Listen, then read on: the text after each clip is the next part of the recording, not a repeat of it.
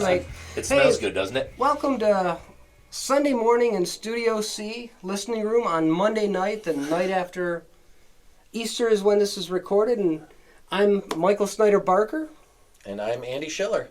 And we have brought in our very good friend, David Roof, who somehow... Round of applause. Somehow has gotten mentioned on each and every podcast. Oh, man, really? Yeah. Yeah, you're more famous than us. Well, I mean, we've had Millen in here. Oh, we've sure. Had, Steve Churn. Mm-hmm. This is our 17th episode. I just saw the one with Chris McGorry. Wait, no, this would be our 18th This is episode. episode 18, everybody. All right. Yeah. Legally able to be drafted. The show's legally able to be drafted now. We They're had Mike officially an Gentry in adult. here. We've had Mark Huff. I'm looking at the wall of shame.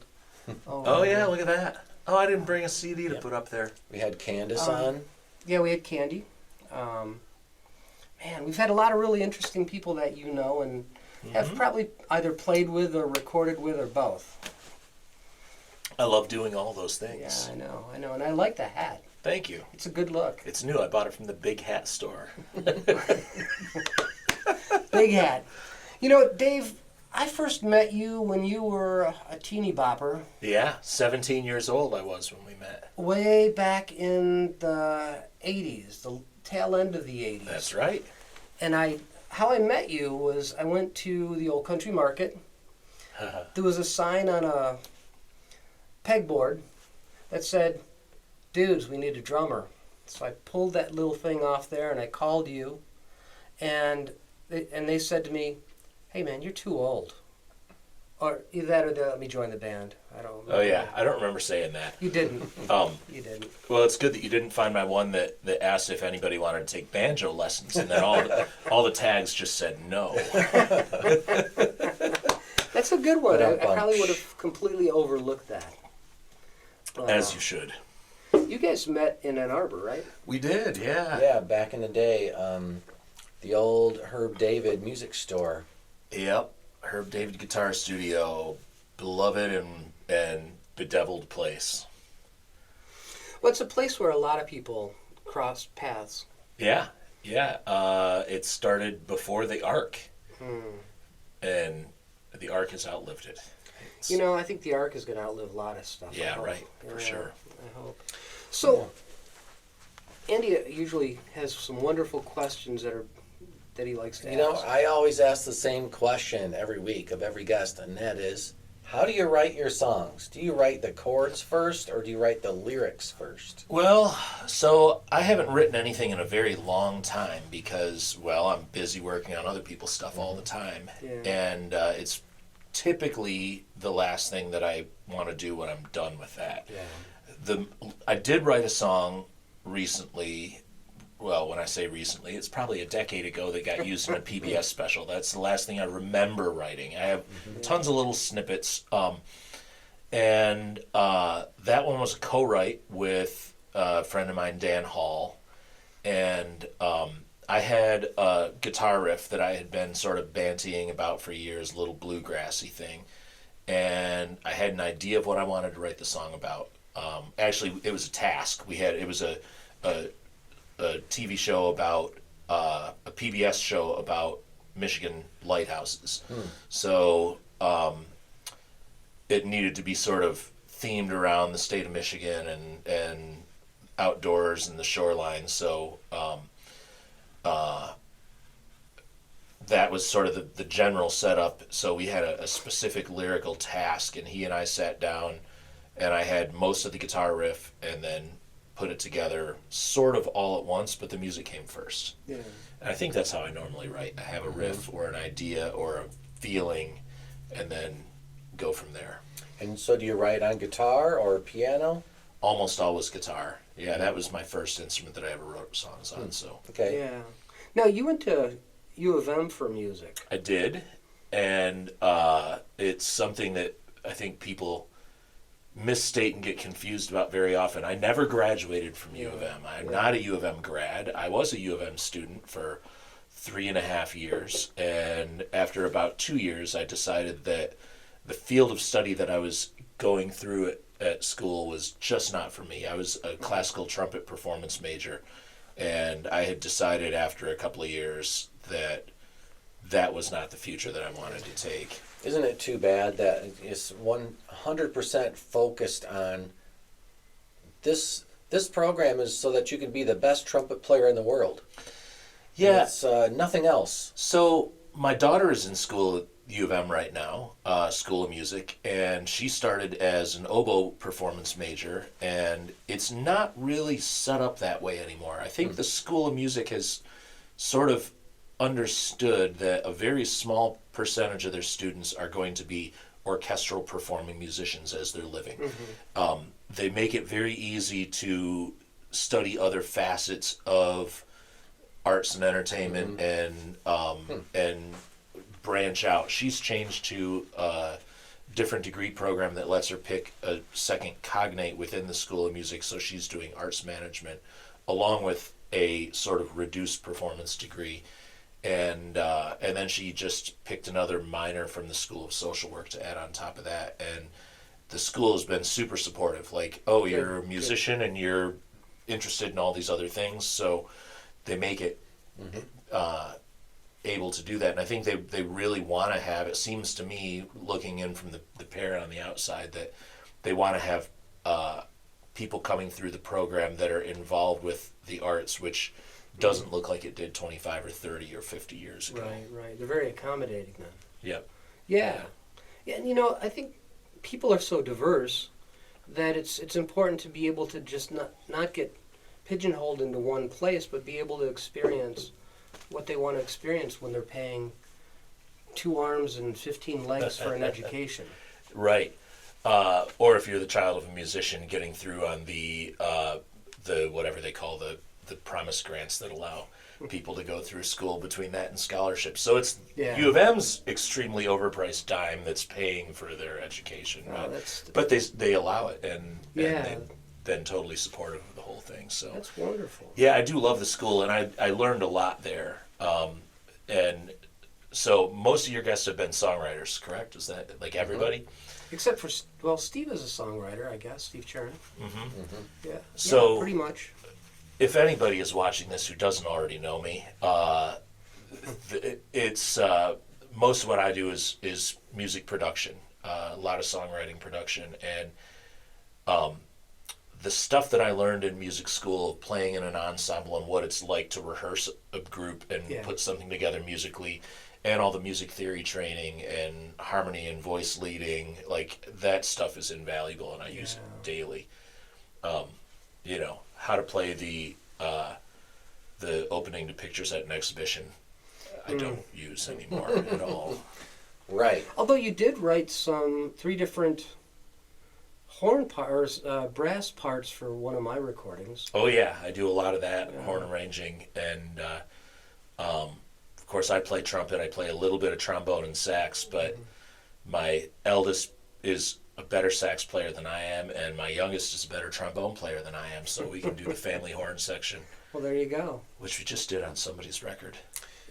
Kids, there was a day when you had to have a saxophone player in your band. It was called the 80s. And the 50s. Right. Yeah, the doo-wops. Yeah. So here's my next question. All right, let's say you're a band. I'm a band. You're getting ready to record. Give me the top 3 pieces of advice that you would give someone. They're getting ready to record. They're going to go in the studio in, I don't know, a week, 2 weeks, or whatever. What should they do to get ready and prepare and make sure that they don't waste their time? That's a great question. I just did a presentation for the Songwriters Anonymous group on this, and I think it went for about 30 minutes. So I'll try to boil it down to 3 things. Thing number 1, somewhere, as I scramble around here, right here. This is your friend. This, musicians and others, is a telephone. A super powerful device for practice. It has a voice recorder, it has a video recorder, and using them every time that you are practicing is super, super valuable. It also has a tuner and a metronome, and pre-production work. Back in the days when there were big budgets, you would have a rehearsal studio or a project studio where you would go with a band and hang out for a week or two, working out arrangements and vocals and harmonies, and very often you'd have a producer in there with you helping put that stuff together. But the big thing that does is give you a chance to sort of figure out how you're going to approach the song before you go into the studio. So your phone can do all that stuff for you. You take the time to make sure that the song is written. It's certainly a lot more efficient. In its entirety. In its entirety, yeah. And then practice it and listen to what you're doing.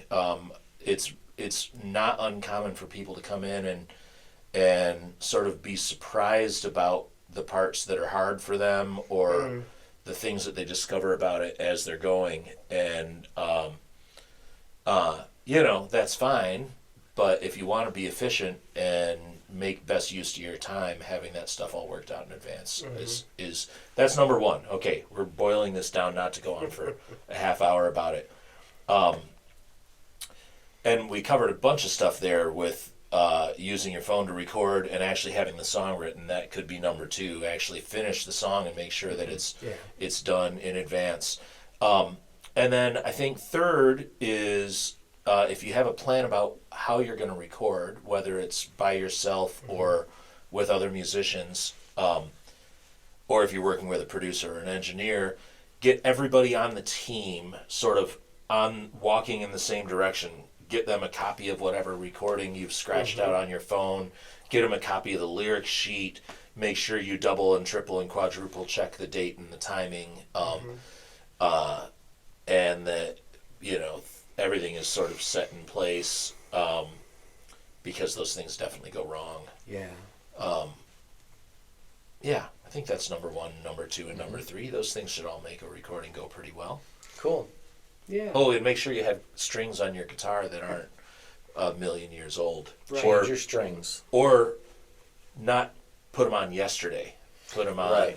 Yeah. Like if you have a nylon string, you don't want to change the strings the night before. That's probably not a good idea. No, probably a month before would be more like it for a nylon, right? So what would you say has been your most most bizarre recording experience? Oh man, the most bizarre. That's a question no one's ever asked before. Oh, good. I don't really know how to answer that. This guy who I wrote the song with, Dan Hall, he's had some very unusual recording sessions. The way I met him was he had a whole album that he wrote with kids at schools. He would go in and spend a week writing a song with each grade level in an elementary school.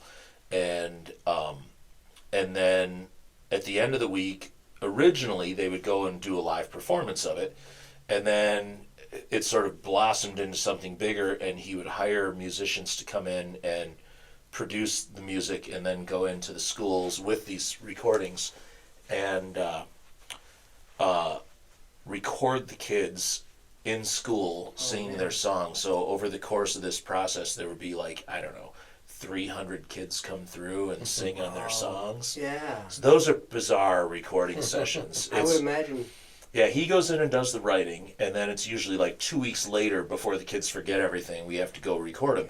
So he finishes them. He comes over on a Friday after writing all week long, and he's just wrecked. He's spent a whole week with elementary kids, and that'll kill anybody. But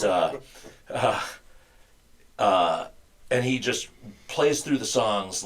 We set up a tempo on a click track, and he just plays through them all as quickly as he can, one take, warts and all. And which Dan is a great performer. There really aren't any warts, but it's just super, super fast. And then I have to jump on it over the weekend to produce everything up until it's fully realized, ready to go for him. And then Monday or Tuesday, we're back in the school with the kids recording. So I haul in a little computer interface setup. Usually 3 microphones and gaffer's tape on the floor telling the kids, Right. sit behind this line, and the Yeah. microphones are set up, and we have to get them through these songs like one line at a time. Oh, So I man. haul a couple of little speakers, and That doesn't sound bizarre. That sounds incredibly amazing. it is a lot of fun, but it is Yeah. not your normal sort of No. thing, right? Like, it's Yeah. not somebody just showing up with a guitar Right, and their magnum opus. It's right, right. the one kid who won't sit still, and yeah, it's quite an experience. That's probably about as strange as it's got. Nobody's brought in farm animals or anything like that So, yet. in your studio in Grand Lake, what's the largest number of people you've had in the studio recording at once? Yeah, I had 15 singers in there one time. Yeah. So the studio it's not large. It's probably, I don't know, the usable floor space is maybe 3 times the space of this room, and you can see on camera what we're looking at here. Yeah, So yeah, it was pretty tight. yeah.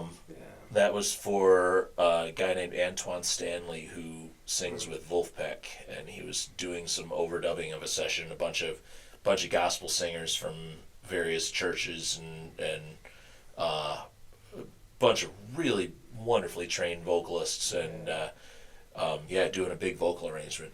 But Yeah. I think the largest band I ever had in at once was about 9 people, and that was similarly crazy. The Gene Wilson combo. Yeah. Gene. She Yeah. runs the open. Her one of her CDs. And is this up is there. our wall of fame Oh over yeah, there. look at all those people. Mostly guests we've had on our podcast. up there. I don't know if I recognize what her cover looks like. It's let's see, 1, 2. It's 2 over from the bottom on the left-hand side, 3 up. Right. Oh yeah. Oh sure, the Wilson Brenner Yeah. duo album. Yep. And yours is actually second from the top on the left. That Oh big yeah, red there it is. splotch. Look at that. Yeah. You do have the CD. I do. It's a rarity, that CD. Well, it's one of my cherished items. You cannot find it on all your favorite streaming services because it's not on the internet. So don't look now. Right. Don't look now. What's that? Where? But yeah, I mean, you've been recording now. I mean, when I first met you were kind of just getting going with a 4-track mixer. Yep. If anybody needs dirt on me, Michael has digitized versions of some very, very early recordings we did when I was still in high school. What's it worth it? What's it worth to you? What's it worth to you? Because I'll pay more than anybody else. No, I have been doing it for a very long time. Cassette 4-track in the 80s, and by the time that you and I met, I think I was already starting to do sessions at this studio in Ann Arbor that no longer exists in its current form. It was called Al's Audio Diner, and it was I remember that. a little project studio behind the World Class Tapes office on World Class Tapes. Industrial. Yep, and they're still around. Sue's Yeah. in Celine now. Yep. She's done every one of my CDs except for the Barker and Brodsky CDs. Yep, she does really great work. It Yeah. helps people get through the process and put the artwork together. And, Yep. and she's very hands-on, great service. And a nice person too. Yep, Yeah. yep. Sue Gillis, she's great. So yeah, when I met Sue and when I met World Class Tapes as a business, it was a attached division of Solid Sound Recording, and Really? Rob Martens was the guy. Mm. And Solid Sound still exists, but it's been sold off and moved to a new location. But yeah, Al's was their project studio. The original idea was it was going to be the MIDI room where you could go in and sequence your stuff on a computer and then fly it over to the tape machine and add parts. And it quickly became a more affordable sort of B room for people who couldn't afford to pay the hourly rate at Solid Sound. And there was a puny little booth that was smaller than this room we're sitting in right now, Wow. and that was the recording space. So Yeah. there's like enough room there to get a drum set in, cramped. We've got a drum You got a drum set, and we have all this room over here. Well, And then we would like stick guitar amps in the hallway or oh, yeah. That's interesting. plug-in bass DI and end up recording bands in this space that was really not made for bands, but But you made it work. we made it work. Yeah. Jeff Michael, who now runs Big Sky Recording, was the main guy there. There was a partnership between him and Rob, and Alex Johnson, who runs the School of Rock in Saline, was the guy who invited me in there and said, "Yeah, you know about recording? You want to do sessions? Stop working with those jokers and come out to Al's Audio Diner." It was great. I was very appreciative of that, and So that was the 90s. that was early '90s, '94, '95. I met Chris Buhalis around that time, and he brought in Townes Van Zandt first thing on a Sunday morning to record a session there Oh man. on his debut That's album. a famous name. Yeah, for sure. So we got to do some cool stuff there, and then that studio partnership split, and Jeff founded Big Sky Recording, and somewhere around that same time I had started recording on my own and using the name of Rooftop Recording, so it's been around since forever. What was the very first Rooftop Recording collection? Oh boy, I don't know for sure, but I know I did some recording for Alex Anist early on. He had a group called the Jericho Guitar Trio Okay. that I think we recorded in my apartment on the north side of Ann Arbor. I had a songwriting production guy that I worked with who I just reconnected with on Facebook. He lives out in Grand Rapids now, David Franzblau, and he would come in and write songs. He was submitting them to the group Taxi. Have you guys ever heard of Yeah, that one? Taxi. I did Taxi for a few years. Yeah, you write your songs and pay a membership fee and send it in and get comments It was back. fun. I got a few things accepted by Taxi. Nice. It was great. It was like, the one thing I did really well with Taxi was like, you get this description and it's like, TV show needs stabs. It means like, Wow. when a commercial, when they're about to go to a commercial, like it's a reality show, like think of your favorite reality show, right? Like you can tell the commercial's coming up, so they need a dun-dun-dun, 3 Wow. seconds of whatever. And then when the commercial's over and the show comes back, it's dun-dun-dun. So, 3 seconds of So- music. But so then do you you have get to resi- write, Do you get residuals from that? yeah, I think I got like 7 cents. Woo! But then, all of them for the whole show need to all be in the same key. And you need like 30 of them. And then you need like some 30-second. We need a 30-second long piece that's in this key, at this tempo, with these instruments. Wow. That's And specific. it has to end, bum. It can't have like a cymbal crash because that's going to Yeah. fade and fade and fade and fade, right? So it has to Yeah. have the button Choke it ending. out. So there's this long list of demands that you have to meet. But if you can do it and turn it around in 24 hours, That's the glamour of music right there. yeah. That's right. That's right. Yeah, I know a guy who has made music for political ads. Oh, wow. Yeah, and I can't think of his name right now. He was my best high school friend's best college friend.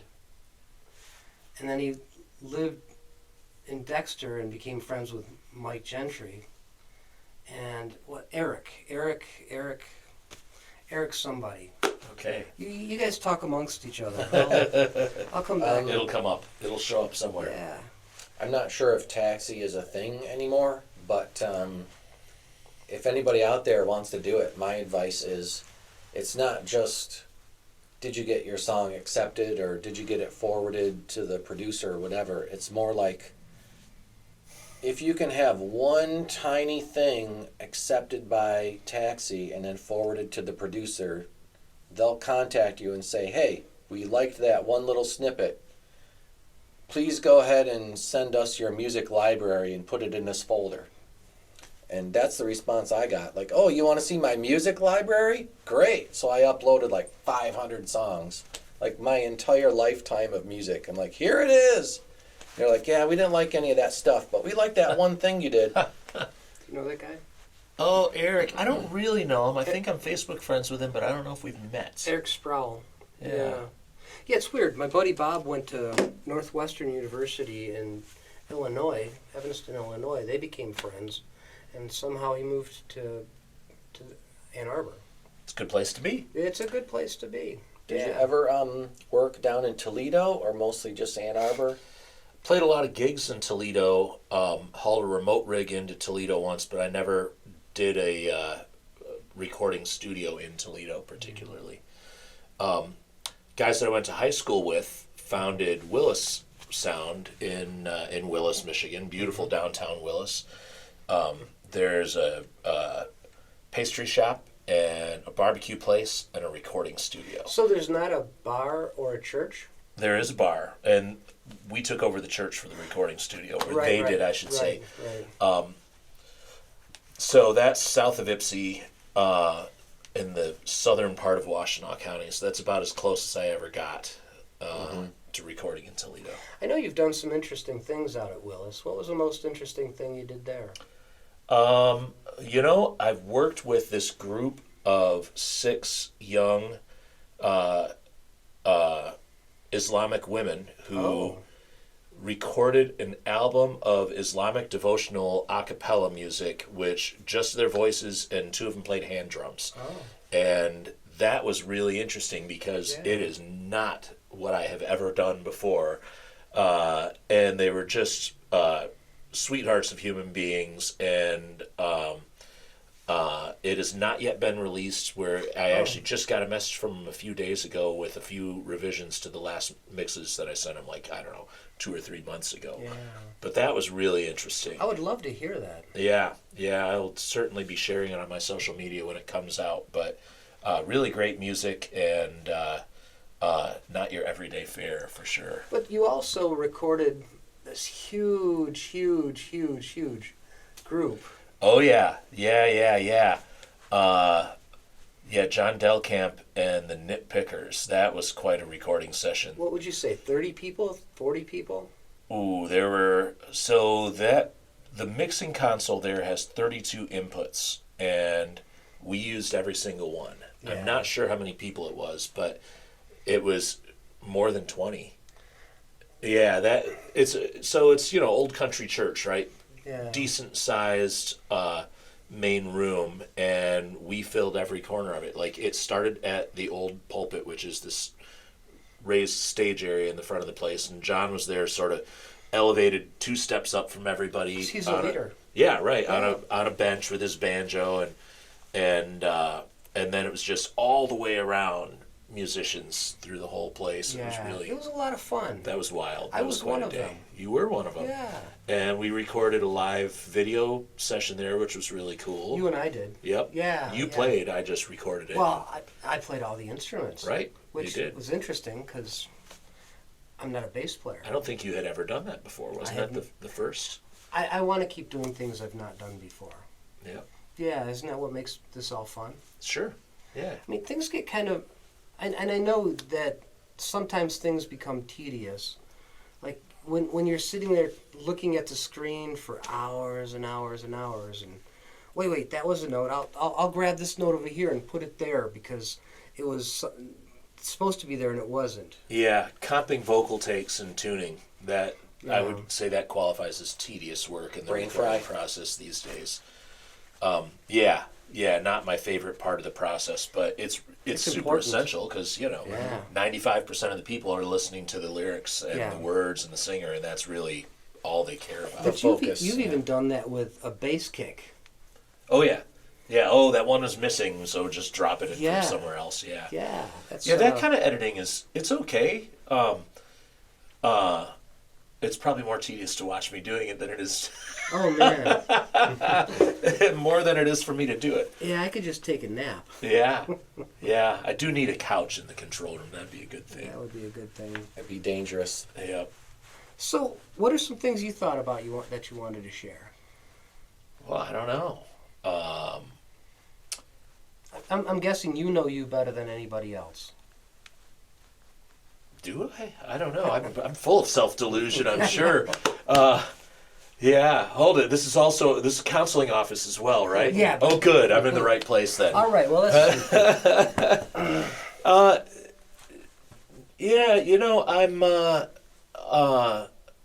I just feel very fortunate to be able to make music every day. You know, being one of, I guess, a fairly small handful of people in the state who literally don't do anything else for money other than musical activity.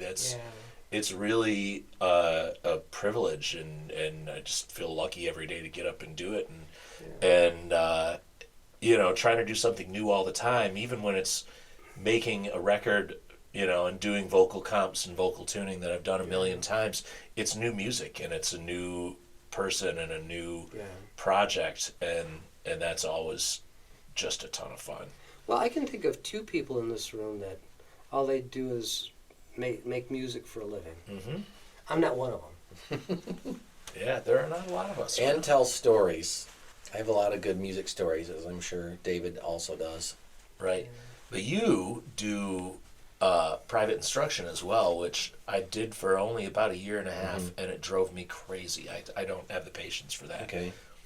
I can sit and listen to vocal takes and deal with people when they get whiny or whatever, because, you know, musicians can at times be fragile. No. It happens. No. It's part of the whole thing, you know. Well, it's very emotional to put oneself out. I have patience for that all day long, and I love it, actually. Like trying to put people into a positive, creative space. Like I totally enjoy that part of it. But boy, dealing with little Johnny, whose mom bought an instrument and makes them take lessons because they paid money for the thing, and they don't ever practice unless they come in to see you. Like, I can't do it. Just can't do it. Well, I had a good teacher, and so I had a good role model, and so I learned that patience. But yeah, I'm right there with you. If there's a student that doesn't want to be there, I just say, hey, that's okay. You can go home. I won't stop you. If you don't want to be here, then no, I'm not going to force you to do it. So, I do the same thing as a counselor. Yeah? Wow. Yeah. Well, yeah, when you're not working with court-ordered people, I guess. Well, and I don't... They could go too, but then they just go to jail, well, right? Well, see, I tell people, everybody that comes to my office is voluntary. You had other options. You could not go to counseling at all. You could go to a different counseling facility. You can run away, or you can go to jail. Or I'm sure there's lots of options that a person could go. So everybody that comes to see me at Insight is all voluntary. Well, there's an accomplishment just in being there then, right? Yeah. Stick it out to the point of wanting to do something better. Well, and be better. Right. Have a better life, have a better attitude. You know, and that's one thing I love about our musical community is that overall, you know, in this collective group of people, we're all very supportive of each other. Mm-hmm. We all want to see each other be at our best. Yep. And provide support. I think that's really true. There are always facets that get a little cliquey or exclusionary or whatever. Yeah. I don't really have a whole lot of time and patience for that myself. No. And thankfully, there's plenty of people that aren't, and a lot of the people that are, you know, still keep that to themselves for the most part. So, you know, I was thinking on the drive down here about what sort of things might be interesting to discuss. So I guess when you ask me what I want people to know is, I guess the thing to me is, as a music producer, I have people constantly asking me about, like, oh, what do I do with my music now that it's recorded, or all different reasons that people want to come in and make music. And I think for me, that's a very interesting thing of, like, we all grew up in a time where there were rock stars. Yes. And, you know, you start playing with the dream of being a rock star. And I think that still happens. I work with a young band of kids from up in my area who are really good, and they could be rock stars. It's possible. Yeah. But the vast majority of people who are making music are never going to be stars, you know. Yeah. One of the names I mentioned earlier in my early recordings, I got a chance to record this guy, Townes Van Zandt. And, you know, many musicians know who that is and why he's important and what he did. Right. But outside of singer-songwriters and Yeah. folk or country musicians, most of America probably has no idea, and they would have to be Googling right now, who's Townes Van Zandt? Right. Townes VanZandt. I believe that's right. Van Zandt. Yeah. Great songwriter and performer, and kind of legendary around Nashville. Yeah. Friend of John Prine and all of those sort of The folkies. the big 70s singer-songwriter people that were behind a bunch of other people's hits. Yeah. But he never really made huge fame on his own where like people would recognize him walking down the street.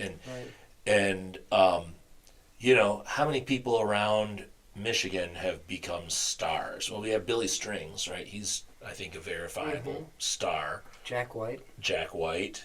Ted Nugent, Stevie Bob Wonder. Seger. I mean, there's a handful. Yeah. But how many thousands of musicians are really, really great and maybe have even played on those people's records or live shows from time to time, and nobody has any clue who they are? Like Mike Gentry's show Saturday night. He could be. Yeah? Yeah, he's got the skills. He's got the talent. He's got everything but the desire to, go out and put himself in that stardom because he's humble. Yeah, and there are so many people around, and there are definitely people in the scene who are really pursuing that thing and what they can do and where they can get to and what awards they can get and what accolades and traveling out of town to try to get people to know who they are. Yeah. Like, that's really important to some people, and that's fine if that's what they want to do. But to me, and to most of the people that I work with, I think what it really comes down to is this thing of, like, we're all human beings and we need to create to sort of be and feel whole as our own people, and I think there's something very, very integral to human nature about that, right? We create because it needs to be done, because there's creation to be had. We have something to say and something to put out in the world, and it's about the creation first and foremost. That's the way I approach it, which is why that whole sort of like clicky and what can you do and what can you do for me, that thing just I find totally unappealing and uninteresting, because it's like, well, that doesn't have anything to do with creating art. What do you want to say? What do you feel? What's important to you? You know? Right. That's kind of, for me, creating music is a therapy. Mm-hmm. I've got a lot of records now, and 5 people know who I am. How many records have you put out? Barks Tales records. Well, and others. There was the Barker Broski records. Well, there's Sunday Morning Light first. And then 4 studio recordings, and then the Bark and the Pack live, and 3 Barker and Broski. So that's like 9 or so. Yeah. That I recorded at your studio. Yeah. And right now working on a really interesting project with you and Andy. Right. And Phil. And doing a lot of live playing in that one, which is really fun. Yeah. And it's about creation for the sake of creation. That's it. That's the thing that I really enjoy. Seeing what we can come up with that's interesting and new and different. Yeah, and what matters to me in this project is you and Andy and Phil and I like the music. Mm-hmm. If some other people do, that's cool too, but as long as we like it. Yeah, I think it's cool. Great. Yeah. So I think I did my first actual songwriting and recording with you way back. Yeah. What were we calling the band at that point? Blackbird. That's way better than some of the other names, and that's not a great name, but yeah, but it was a name you and the other Dave had that I joined. At times known as Cosmic Dave or just Cosmo. Yeah. Yeah. I never thought of him as that, but because I didn't go to high school with him or anything. Yeah, I think that name came about later. Okay. Like after you guys went off to Ann Arbor? Yeah. Yeah. Yep. Yeah, because for me, he was just Dave Gillen. Yeah. Well, Andy has a story about when he first met you. And Oh, he yeah, said, it was just, a Herb David story. So you interviewed me for that job as guitar teacher at Herb David, and it went something like this. Pick out a guitar, Andy. And so I picked out a guitar. And you're like, all right, play a song. And I played a song. Some kind of melody. I forget what it was.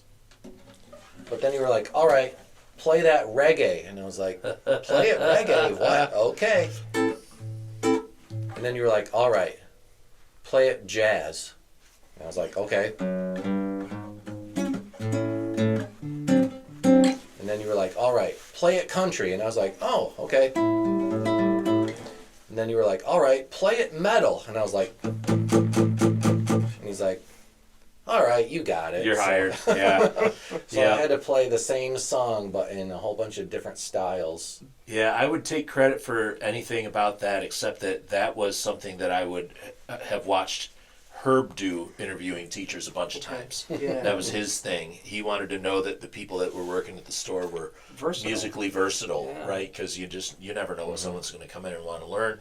And the more versatile you are as a musician, the more skills you're going to have to pass on to somebody else. Yeah. That's the big thing. Like, is this person well-rounded? Are they actually a good musician that's going to inspire and want to? And of course you are. Well, I taught upstairs in like the very, very upper lesson room with the window that looked out. And the over third city. floor? Yeah. Where the repair shop was? Yeah, way up there. Oh, I had no idea anyone ever taught up there. I don't remember that. Wow. Maybe that's where they stuck the young guy. I don't know. I don't know. So I taught there for a couple years, and it was just Saturday, but it was great, and I got a lot of classical guitar students, and there was a woman that was a classical teacher that taught, and she was very good. Yeah. Helene Rottenberg Jablonski, yeah, I remember her. She was good at classical guitar and good at teaching, although I think sometimes she was a little harsh. She's very traditional. I took lessons with her for a little while. The only guitar lessons I've ever taken in my life were from Helene. Okay. Yeah. And you learned a lot. I guess so. I quit. I quit taking lessons from her after about 2 months because I was doing a bunch of things and already working in the recording studio. Yeah. And I could tell that what she was teaching was very much like how I had studied trumpet. It was very sort of structured and classical. And by classical, I mean really like that tradition that's been handed down generations upon generations of knowledge about how to do this. And I forget who her teacher had been. It was somebody quite well known, and she was very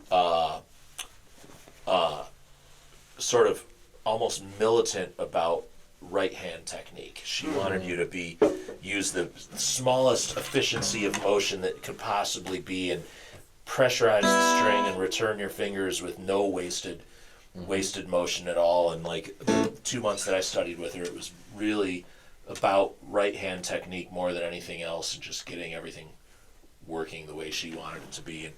And I appreciated all that, but I just didn't have the patience for it.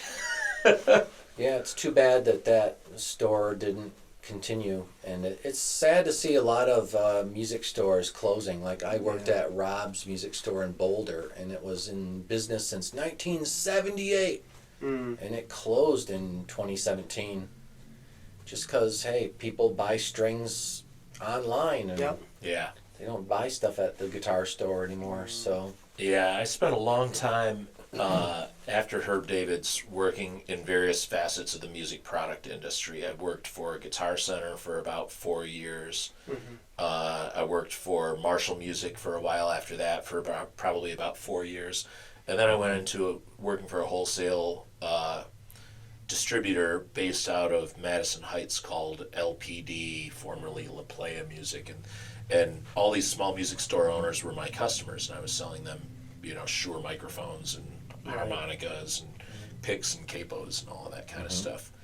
And phone sales job, but I saw a lot of music stores sort of changing their thing where if they did lessons and repairs, they would be doing pretty well and maintain their inventory as small as it could be Right, of to course. serve that. You know, it became like destination for music makers more than worrying about moving products. They had to sort of come up with a different business model, which I think is where most music stores are at now, right? Yeah, Like, pretty much.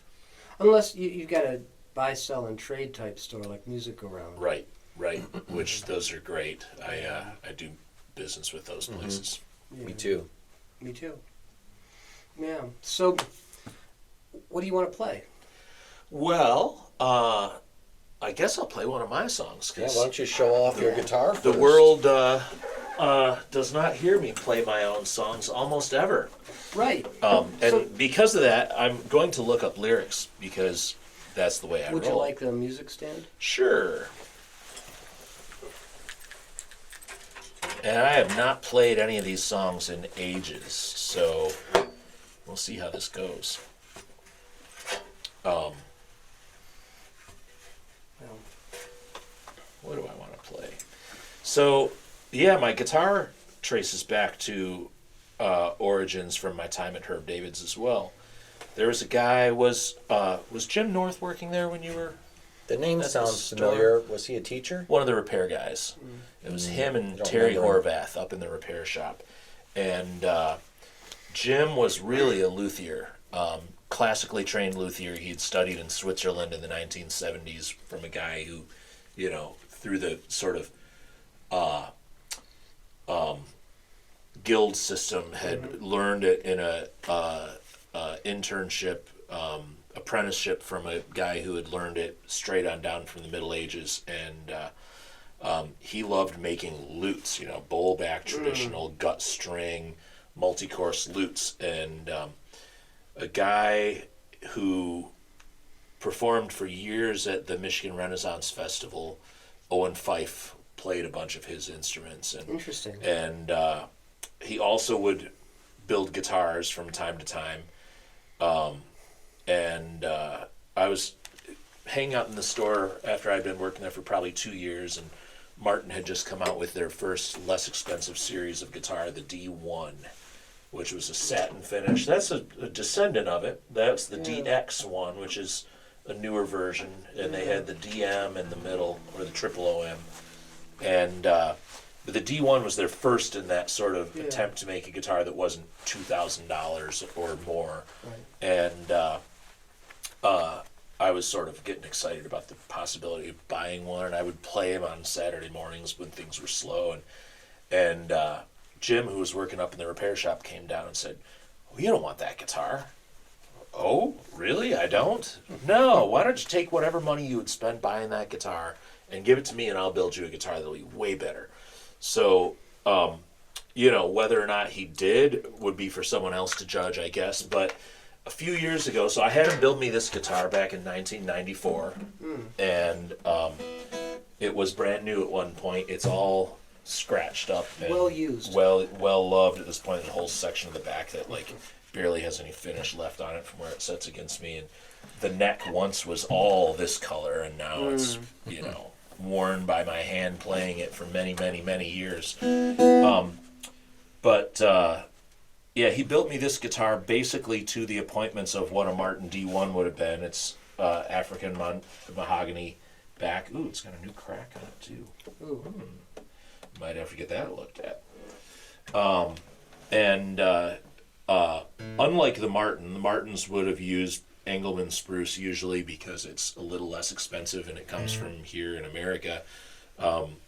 This guitar has a German spruce top, European spruce, and he had bought up a stock of it when he was over there, I think, and built, I don't know, a few thousand guitars, a few thousand instruments, all in all.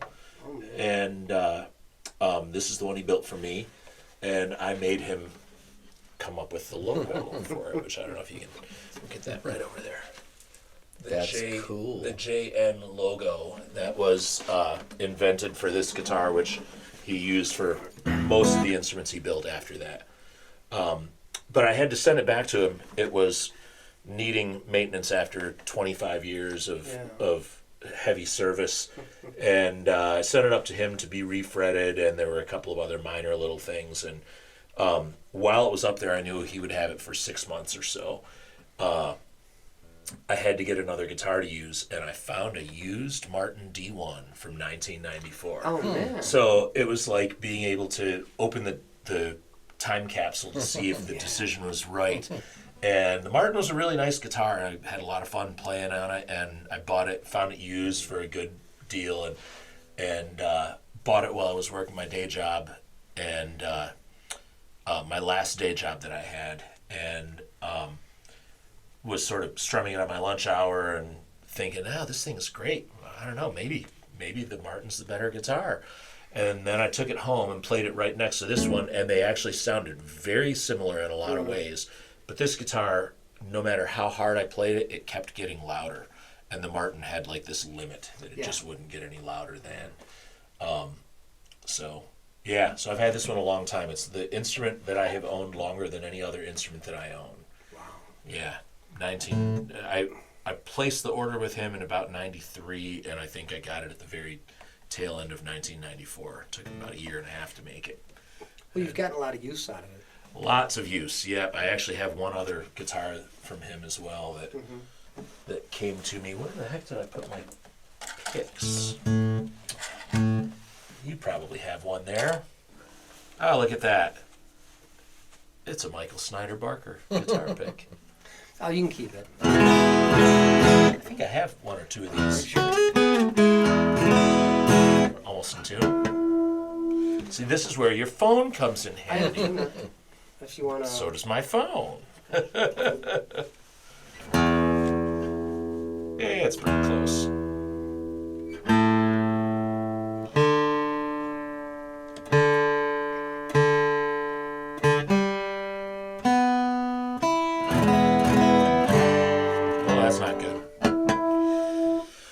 Yeah, so intonation, isn't that fun?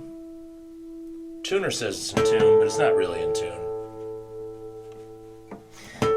Well, while you're tuning, I think the importance of tuning is that it sounds so much better when you tune. Yes, it does. I was just killing the moment. That's good.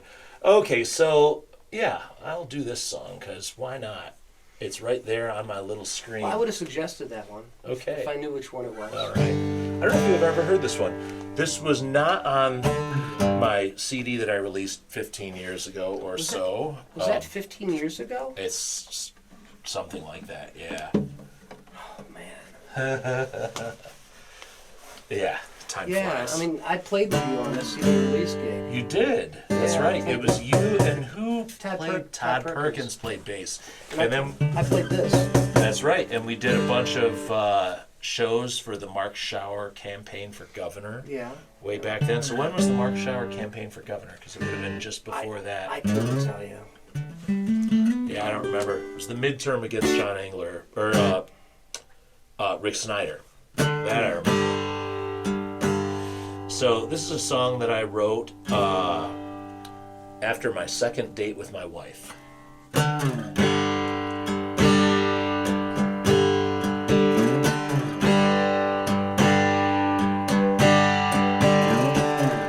I can feel your heartbeat next to me.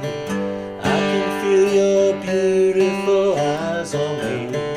Don't be afraid. Don't be afraid. I think my feet are tired of traveling. I didn't think I'd make it home, and then I'd find you there or anywhere. I'm sure you could reach the stars if you tried. Up upon a moonbeam, darling, and ride.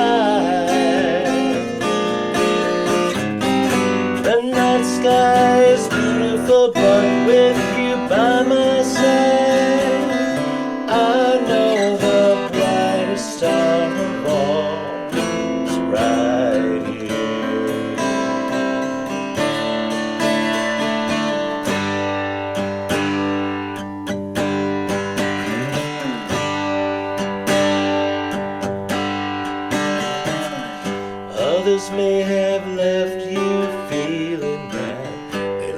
down when they really shouldn't have. But that's not me. No, that's not me. I know we're both afraid of caring and reaching, being hurt if we reach out a hand. But that's the game. We've won the game. I'm sure you could reach the stars if you tried. Hop upon a moonbeam, darling, and ride. The night sky is beautiful, but with you by my side, I've got the brightest star of all.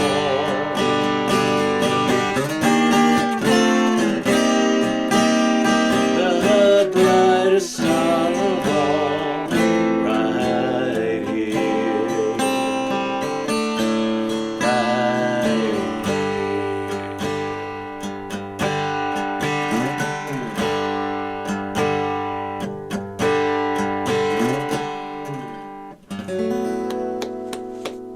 Wow. Thank you, guys. That was on your CD that you released. Was it? And I did play on that song. Oh, God, I don't remember that being on that. Well, I thought it was one of the unreleased. I just remember the Deep song. cuts. I remember singing background and playing cajon to that song. All right. Yeah, it's a beautiful song. Thank you. 2014 was the Mark Shower campaign. Okay, so it would have been before that. So, yeah, we're talking about somewhere in that range. Yeah. 12, 13, Something like 14 years ago, something. Yeah. Yeah. Yeah, I could probably look on the CD, but I don't It want would to get up. be before you were hosting the open mic at Brood Awakenings. But not by much. Yeah, I only subbed. You mean? Oh no! Before I was doing the. It was after I was doing the. I would bring in two or three artists in a night, and that was the first time you said that you played acoustic In a long time, in a long probably. time. Yeah. Yeah. Yeah, that could be. I forgot about that. I remember now, Yeah. but I that have, was. I have a photo of it somewhere on my computer. Yeah.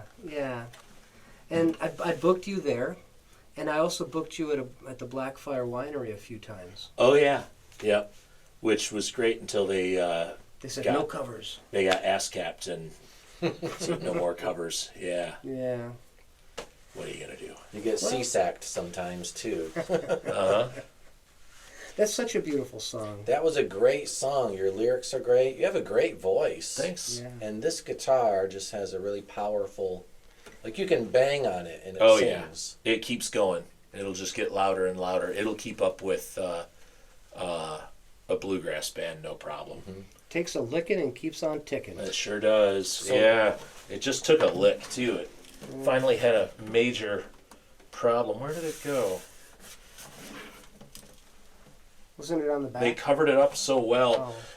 No, a guitar was dropped on it at a recording Oh. session, and there it is. Headstock bashed the side of the boy. guitar, and it went into elderly, and they patched it up. It was amazing, actually, because the break had like tore all the fibers of the grain, and it was just like hairy and ugly, and like Oh, man.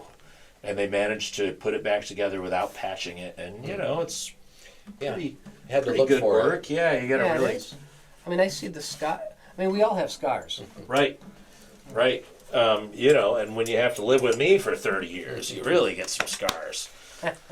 Well, I think the best part of your song was the modulation where you hit the chorus and you go up to F and what was it, C, and it was like when you went to the key change part, that was so nice. And you know what Rick Beato would say is he's like, where's all the key changes? Like, how come songs don't change key? Yeah, It's a lost art. It's funny. I have a funny thing about key changes because, like in the '60s, you get songs that just change key for no good reason, Randomly, yeah. like trailers for sale or rent. How does that go? For sale or rent. Rooms to let 50 cent. Man, I'm a man, I mean by know me, king of the road. You know, like, why? Why does it have to do that just to go up a half step? Just, if the song was more interesting, it wouldn't have to, but... Well, maybe the song isn't as interesting as you'd like, so you had to put a trick in there to... Yeah, I never like those kinds of key changes. But if it's something where it's like shifting tonalities within the song, like the Beach Boys are masters of that, you know. Yeah. Brian Wilson songs will have key change just everywhere. Yeah. You don't even know what key it's in for half the time, and it's just so beautiful the way he does that. Yeah. Songwriting is an art. Yeah. And it's a gift. And you certainly have it. Oh, thanks. You know, Andy has written some really good instrumentals. I'm not a great lyric writer. Neither was Elton John. That's why he teamed up with people to do that. That's right. That's right. Yeah. And I just wrote another song a couple of nights ago. You write a lot. I know. Have you ever totaled up how many songs you've written? It'd be easier to total up how many I have recorded on CDs. Oh yeah, for sure. But you've written hundreds and hundreds that have not made an album, and you've got 9 albums out. I know, and some of them are actually even good songs. Yeah, the unrecorded ones. Well, you got to bring those in and record them if they're good songs sitting there. I mean, I do have 3 planned for our next thing. You know, I Was a Teenage Remote Control, Cold Wind Blows, and Hoodwinked and Bamboozled once again. Yep. We've all been hoodwinked and bamboozled. Yeah. Once or twice again. Well, and this Twice, at least. This is specifically pointed in a political manner. Yeah, but we digress. Yeah. So how about another song? How about it? This one will be interesting. I'll be curious to hear what your take on the tonality of this one is. This is probably, what the heck is this called? Oh yeah, that's the one. This was, I think, the first track on my CD back when I had a CD. And well, I still have your CD. You do. There were 100 printed, and I think I still have about 6 or 7 of them. So there's 90 some out in the world somewhere. Yeah, this is a song I wrote back in 2000 or 2001. I had spent most of 2000 on tour, and for any musicians who have not been on tour, one of the most striking things about it when you go out for a long time is just how separated you were. And this is, 2000, there were no smartphones, there's no social media. Right. So you went on tour, and I can totally understand where the Beatles' inspiration for Yellow Submarine came from. You are locked in this metal box with people driving down the road every day, and you get somewhere, and you meet people, and it's your job to be the kind of person that everybody wants to hang out with and remember. And you put on the show from the moment you roll out of the car until the moment you roll on to the next town. And meanwhile, all of your life is passing by back at home, and you're not there and not part of it. So that's where this song came from. And the harmonic content is as confused and bewildered as that feeling. Yeah. A cloudy day in the sky above me. My friend says the colors are truly lovely. I'm not sure it's true. I seem a hazy hue, because the one I love so far away. The highway rolls on by for days and days. My mind and spirit get mixed up in a haze.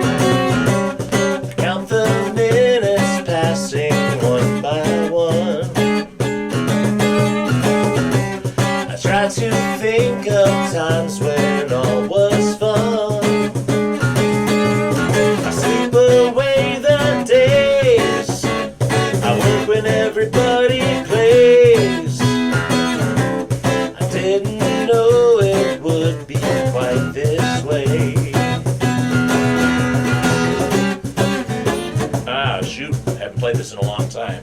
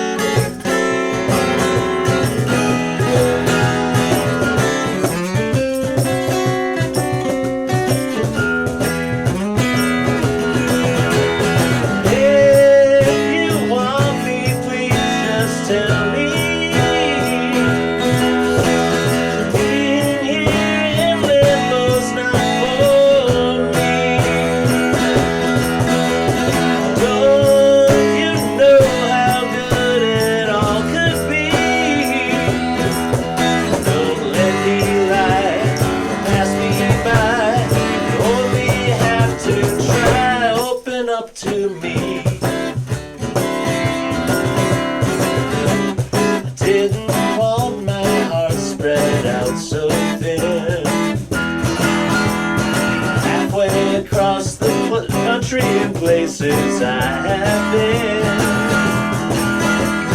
I can't stop it now.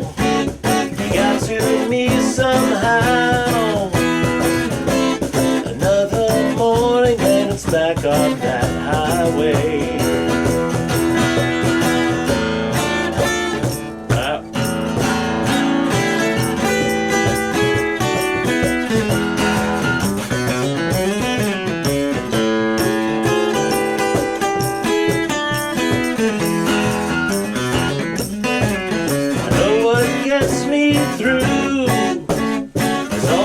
Thoughts of you. Another morning and it's back on that highway.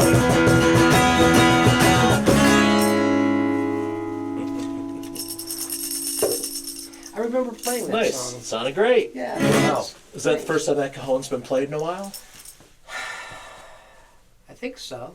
Yeah. Yeah, nice. I think I played it once for this when somebody was here, but I don't remember who. It's conveniently placed. You know, so, I don't know if she'll end up seeing this or not, but one of my friends and many time over recording clients now is Carrie Shepard from the Whiskey Charmers, and I would not be doing my duty if I didn't point out that I'm drinking from a Bucky the Beaver mug of this beautiful cup of chai that Michael prepared for me here.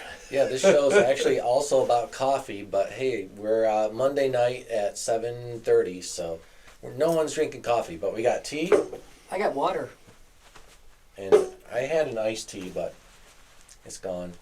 It was a very nice tea. It was a nice tea. Yeah, I really like coffee. I hadn't thought about that we're supposed to be doing Sunday morning coffee. Yeah, on Monday night. Yeah. Yeah, and I mean, that's only if you want to stay up until 4, but that's kind of normal for you. That's pretty normal for me. Yeah. Yeah, I was up till 4 last night, actually. Yeah. And another tradition on our show is we bring in one instrument to show off every week. And so I've shown off every instrument I have in the studio, except for this one. So this is my instrument show off this week. This is my foot tambourine. It has like a little Velcro with a elasticy band thingy, and then you put it on your toe, and then you tap your foot. Just like that. I love Just it. like that. So you just put it right there, and then when you tap your foot, So you can get one of those baseboard things on one foot and that on the other. It's like having a kick and a snare. That's right. That's right. but you can also put it on your strumming arm. I'd have to loosen the belt a little bit, but then you can strum with it. Huh. Wild. Yeah. Have you seen those egg shakers with guitar picks? With picks built in, yeah. Oh, I've not. Yeah, Interesting. I don't know if anyone's making those at the moment or not, but it's a thing that existed at one point. I'm just happy that I can play guitar, you know. Eventually I'll add my percussive skills. Yeah. So my youngest is teaching herself guitar, and she also plays drums, was in the marching band, the drum line, and Yeah. has no interest in performing for people or doing it seriously. Well, I shouldn't say that. I think she's probably going to put a band together with friends from high school. But Nice. lately, she has taken a similar idea, and she's got her double kick pedals set up, and she'll be double kick pedaling away while playing metal guitar. So it's, Cool. Maybe when I grow up, I'll be able to do that. yeah. I don't know what I'm going to do when I grow up. You know, I brought this guitar particularly because, you know, my first guitar was that electric guitar over there that was a cheapie that my friend John sold me so that I could have something to learn on. But this was the actual first guitar I ever really purchased, and I called up an old friend, and I said, "Hey, Dave, I'm thinking about getting an acoustic guitar, and I don't really know what to look for." And Dave said, "Hey, I love looking at guitars. Let me seek one out for you, and I will find you the best guitar." So I've got this Martin. What model did you say it was? It's a 000X1AE. It's right on the label. 00030X1AE. Yep. Solid spruce top, made in Mexico, U.S. patent. So Yeah. I can guitar nerd out all day long. Shall I tell the rest of the story of this guitar? Sure. Okay, so Martin, good woods are getting harder to find, right? All the old growth trees and tone woods are running out. People have forested them and used them for everything from bar tables to guitars. So, yes, solid spruce top. It's a I forget what they call this back, but it's like a high pressure composite material. It's Okay. basically like really nice looking guitar press board. Okay. Right? So it's super, super rugged. With your classical guitar training, are you familiar with the story of Torres at the World's Fair in the late 1800s? I don't know that. So one. the Paris Expo, I forget when that was, but there was a guitar maker from Spain, from Madrid, who was one of the most famous classical guitar makers, and people always wanted to know his secrets, right? He was the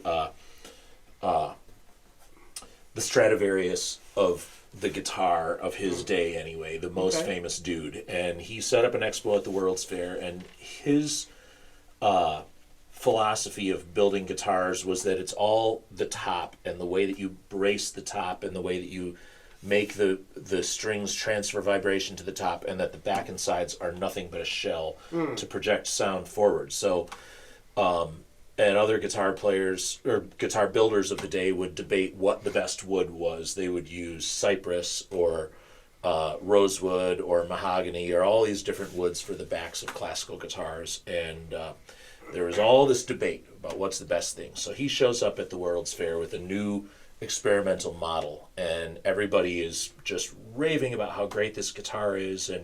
And it was finished dark so that you couldn't really see what was going on with the back and sides, and everybody wanted to know what the secret was. What had you done for this thing to make it so great? And at the end of the expo, he announced what the secret of the guitar was, which is that he made the top just wonderfully resonant, and the back and sides of the guitar were made of paper mache. So I've got a picture here. yeah, so Martin, with this model, this was their first thing that they made that was trying to use modern construction that had materials that were reusable, so the composite back and sides. Yeah. It doesn't matter what the back and side's made of.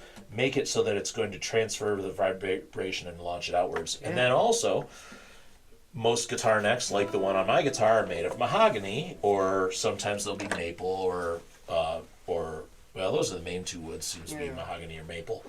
This guitar is like a bowling alley. It's got hundreds of, well, dozens anyway, of little pieces of wood that are glued together to make strips, which means if one wants to warp, all the others hold it right in check. So it's super, super stable, and and this guitar, I think, was probably about $500 used or something like that, roughly. Right?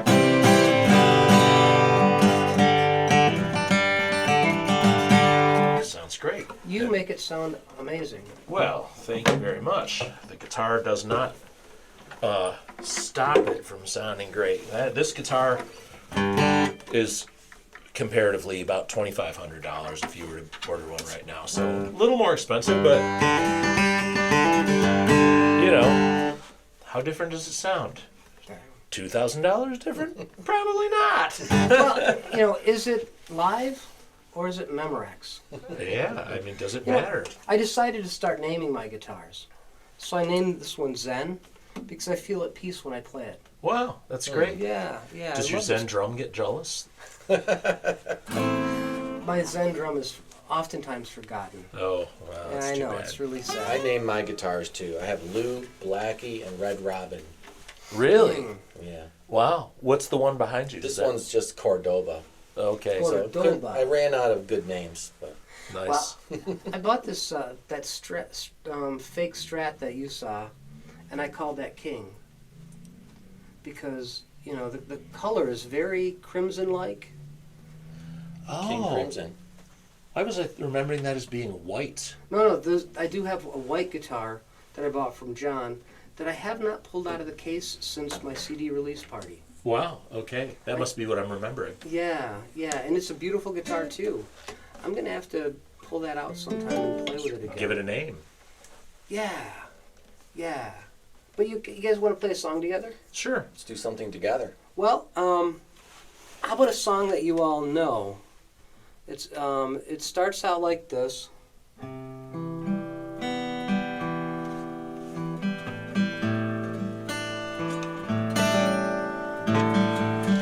Except I want to see your hands while you play. So, I'm gonna move this.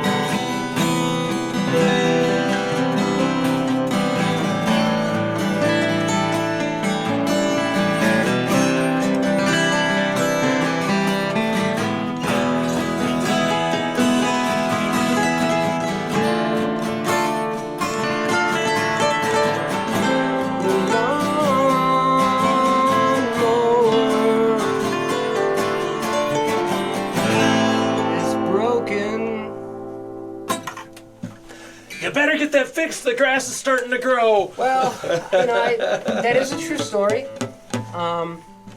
Many times over, and I am just destructive. I've had my lawnmower in for repair over and over and over again, so I just decided it's cheaper to hire it out. That's a great idea. Yeah, I love that idea. yeah. So that's one of the songs that we just worked on recording at Rooftop Studio with Phil just added some drums to it. Yeah, And, that's right. It's coming together really nicely. Yep, the whole batches. Yeah, it's a lot of fun. But, Andy's playing a mean lead guitar. It was nice to hear Dave play guitar on that, too. Yeah. There's Dave's some really I playing- nice felt a little stuff there. felt Yeah. a little lost without the fretless bass in my hands. We could have borrowed my bass, the one in the middle, but it's probably not as good. It's got frets. It's got. Oh, that's true. It's got frets. But, Dave, why don't you play one of your songs and play us out? Oh, Yeah, sure. one more, Let's one more. see. Well, it should be an upbeaty kind of thing, right? Because I'm playing it out. Sure. And on a positive note. Oh, there's so many of these songs that I do in this list. This is my list I'm looking at from when I would play solo, like happy hour slots. So it's a bunch of covers.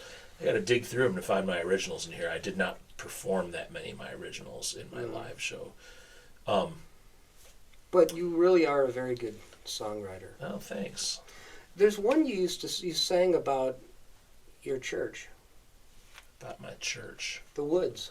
Oh, what, are you thinking Back to the Country? Is that Yeah. the one you're thinking about? Yeah.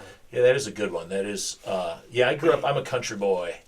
I grew up on about a half-acre plot of land that my parents bought from my grandparents right next to the house my mom grew up in on the family farm.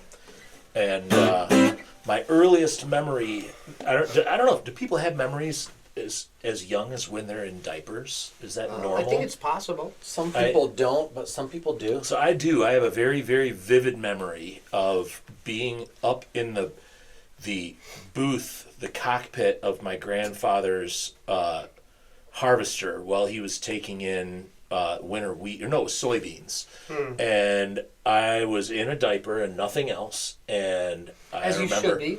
well, yeah, I mean, it was end of summer and Yeah. and inside of a combine as it's pulling in the stuff, driving around the field, and it was hot for sure. And I remember looking way up at my grandpa as he was just sort of smiling and piloting this thing around the field, and turning around and watching all the soybeans being tossed into the hopper behind me, and now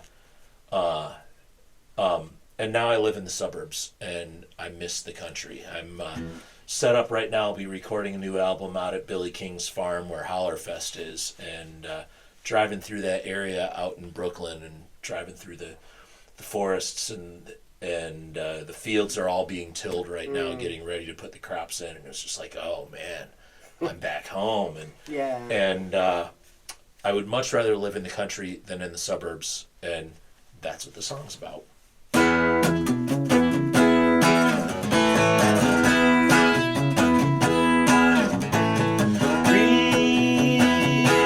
It's growing here every day, but not something gets in the way. Sidewalks and pavement are always getting me down. I've got to go back to the country next time around.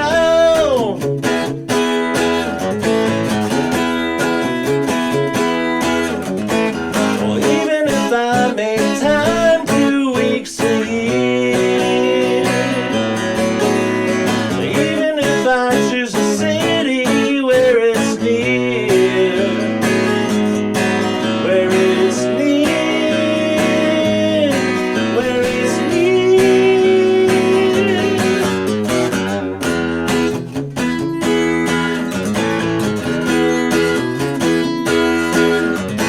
The air smells a bit like exhaust pipe gas, and